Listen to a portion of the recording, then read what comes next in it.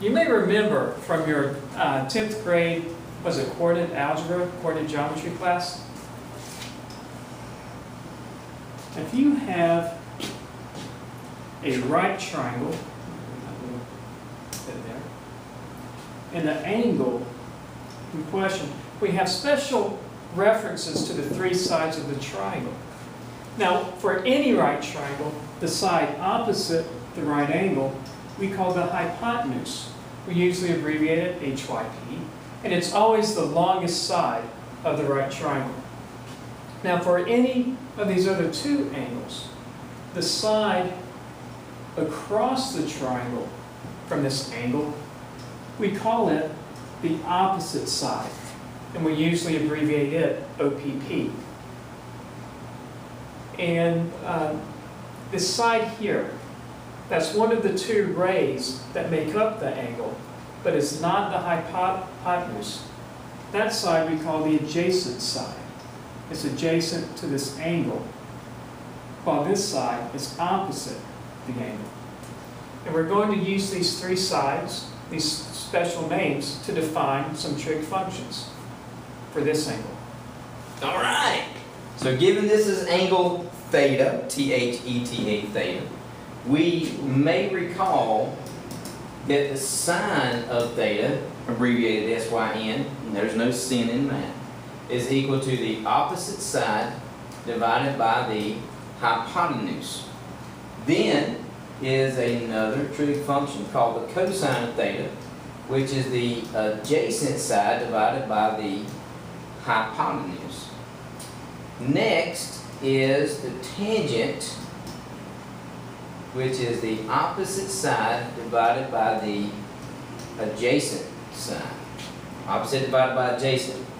Now, we're going to talk about three additional triangles here. Or excuse me, three additional trig functions. These trig functions are reciprocals of the three original sine, cosine, and tangent that you guys have already learned about. Alright, so the first one we want to talk about, I call it first cousins to sine. And the thing that's first cousins to sine is cosecant. So it is C-O-S-E-C-A-N-T of theta. We like to abbreviate that CSC for cosecant. I don't want to write that out all the time. Me either. Who would want to do that? So all we've got to do to reciprocate this is flip it. So it becomes hypotenuse over the opposite side. Now, first cousins to cosine is secant. S-S-E. I'm going to fix this up just a little bit. I got a dictionary if you need it. Oh, thanks, dude. I appreciate that. Why would I need a dictionary? I have you. That's Secant of theta is abbreviated SEC of theta, which is equal to the hypotenuse over the adjacent. So it's the hypotenuse over the adjacent side. And first cousins to tangent. Can you guess it? It's cotangent. Very good. I thought it was Leroy. It is Leroy, but we're going to call it cotangent today. Okay. So it's cotangent of theta, abbreviated COT or cot, and it's going to be equal to the opposite divided by, the adjacent divided by the opposite. We've got to flip that. So it's going to be the adjacent side divided by the opposite side. Now what we learned then is that there are 6 trig functions, with these 3 additional trig functions being the reciprocals of these trig functions. So given theta, sine was opposite over hypotenuse, cosecant is going to be hypotenuse over opposite, given that this angle is in the same position and doesn't change. Okay, do we have anything else to add to this, David? Or Did we want to tell them SOHCAHTOA as a mnemonic device? we could remind them of that. Okay. Why don't we talk about SOHCAHTOA? Let me change colors here. Alright, so guys, you might remember, or try to remember, what is the best way we can remember this? Some sort of device we can use, mnemonic device, to try to remember how that sine is opposite over hypotenuse and cosine is adjacent over hypotenuse. Well, what we've got is SOHCAHTOA. So S-O-H-C-A-H and then T-O-A. For sine equals opposite over hypotenuse, Cosine is adjacent over hypotenuse, and tangent is opposite over adjacent. Now, if you know these three, You can easily derive the others just by switching the order. Cosecant will be hypotenuse over opposite. Secant, hypotenuse over adjacent, and cotangent, adjacent over opposite. now, this is, yeah, very good. This is how I remember what goes with what. The S for sine never goes with the S for secant. S goes with C for cosecant. C for cosine goes with S for secant. And then, of course, the tangents are pretty explanatory as we go through. Should we show them an example? Why not? Let's do this. Shall we turn the page? If I find my page turner, there it is. There you go. Put us a triangle up Let's, there, my man. let's, Sorry, I did not knock that out of his hand, I swear. let's have, how about a nice standard 5, 12, 13? Why not? Pythagorean triple, it will work out. There's our theta. All right, so the sine of theta, opposite over hypotenuse, opposite over hypotenuse, 5/13. Cosine, adjacent over hypotenuse, 12 is the adjacent side to theta, 12 over 13. And tangent of theta is opposite over adjacent. In this case, 5/12. Now once you get these three done, doing the reciprocal is a piece of cake. Mickey Mouse, as I like to call it. So remember, I'm going to change colors again. Go ahead. Let's go with a light blue, perhaps. Matches So- that shirt. Thank you for noticing. So the cosecant of theta, which is first cousin to sine, remember S goes with C, is equal to 13 over 5. It's the reciprocal, remember? Hypotenuse over opposite. The secant of theta is equal to 13 over 12. And the cotangent of theta is equal to 12/5.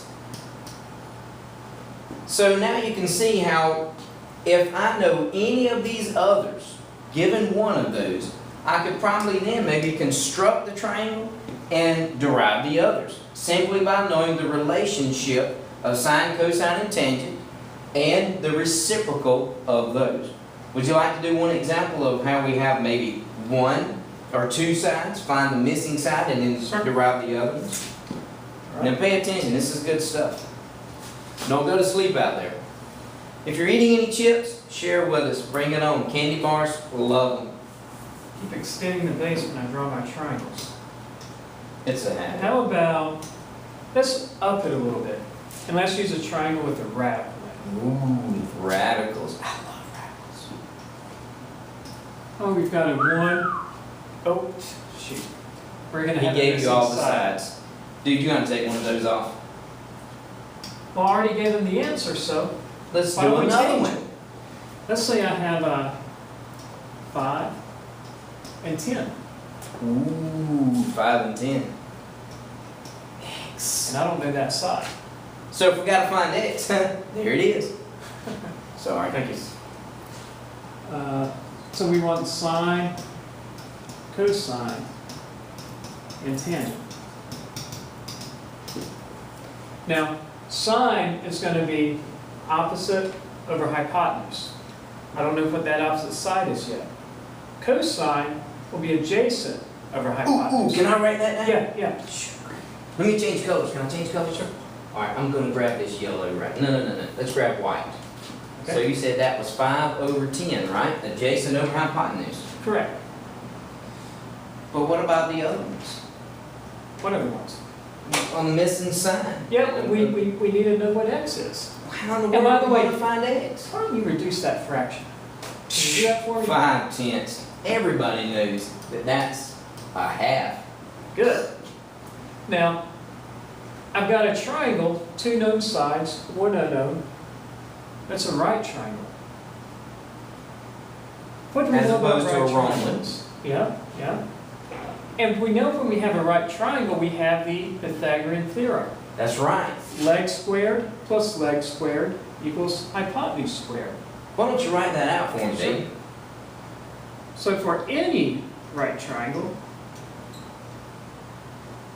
we have a squared plus b squared equals c squared. That looks familiar. In this case, my a is 5, my opposite side is unknown, and the hypotenuse is 10. 5 squared, let me use my calculator real quick. Okay, 25. That'll work. Do you need a lifeline? No, but I might call a friend. I can subtract 25 from each side. Like that. So I have x squared equals 75. So now, I can take the square root of each side. Now, since we're dealing with length, I can ignore the negative root. You know, if you're taking the square root of 4, positive 2 times positive 2 is 4, but also negative 2 times negative 2 is also positive 4. But since we're talking about a length, which is always positive, I can ignore the negative root. Although if this were a purely abstract algebraic problem, I'd have to include the negative root. In this case, I do not. I believe that positive is also called the principal root. Thank you. Not needed. So, square root of 75, that's a big number, but we can reduce that radical. Because there's a perfect square multiple of 75. 3/4 is 75 cents. And I know the square root of 25 is 5. Now I'm going to clean that up and put the whole number, the integer, in front of the radical. So my unknown side here is 5√3. Very nicely done. Thank you, Mr. sir. Simmons. So now that we know the missing side length, we can go and fill in the missing ratios for sine of theta and tangent of theta. So given sine of theta is opposite over hypotenuse, that's going to be 5 times the square root of 3 over 10. But wait a minute. 5/10 reduced earlier to a half. 1/2. So we're going to reduce that. I tell you what, I'm not going to mark through that. I'm going to leave it there. 5/10 is 1/2, which gives me the square root of 3 over 2. Very good. And tangent of theta is opposite Michael over Ross, if you're in adjacent. the building, come to the main office immediately. Michael Ross, come to the main office immediately. 5 square root of 3 over 5. The 5 will reduce with that 5, which just leaves me the square root of 3. Wait a minute now. Aren't there 3 more functions that we can do with Yeah, this? some bullfrog-looking man was over here and just described them to me. I believe. Let's I change believe colors. he was talking about cousins, and I think he said sine's cousin. It wasn't Leeward, it was cosecant. Cosecant, that's right. Cosecant, because the S goes with the C, he said. That's right. So the cosecant of theta is to take this and reciprocate. So it's going to be 2 over the square root of 3. Now, I don't know if we like radicals in the denominator, but right now, let's just leave that alone. We'll revisit it in a moment. Then we have the secant of theta. Now, you got to admit, we're a lot more entertaining than Salmon. Is his name Salmon? Salmon Khan or something like that? Oh, I thought you were going to say salmonella. No, that's hilarious. Definitely that. So we just take the 1/2, reciprocate it, becomes 2 over 1, which is just 2. Then we have cotangent of theta. Cotangent of theta, if we take 1 over 3 and reciprocate it, or excuse me, the square root of 3, which can be written as divided by 1 and reciprocate it, it's 1 over the square root of 3. Now, for all intents and purposes, we can actually leave the radical in the denominator.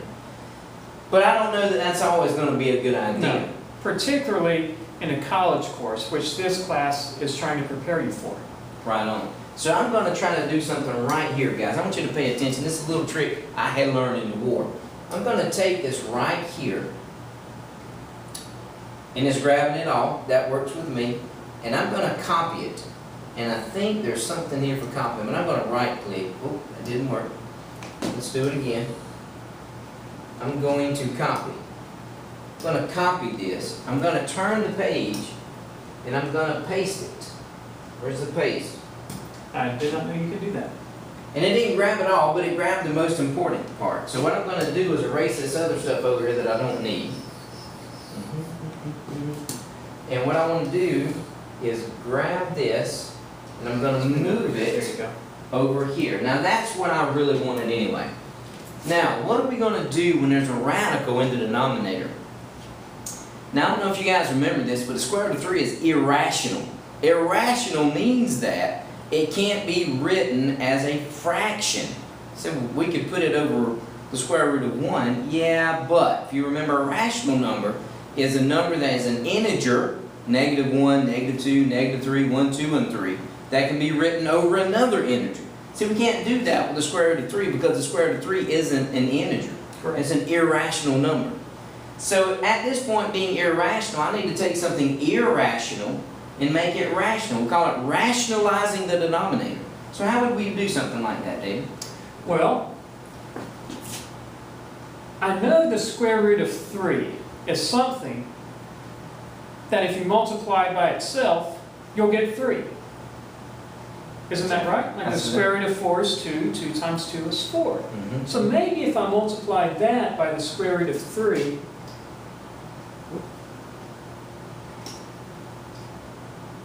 The pen. Choose the pen. Pen. Always choose the pen. Or pencil if you're in math. It doesn't matter. I know in the denominator, root 3 times root 3 would give me 3. But I've changed the value of 2 over root 3. So if I put a root 3 in the numerator, I'm essentially multiplying by 1. And multiplying by 1 never changes the value of anything. So 2 times root 3 is just 2 root 3. Rationalizing. It's cool. All the cool people are doing it. Secant, no need. Cotangent, set it up, root 3 over root 3, multiply it, and I get root 3 over 3.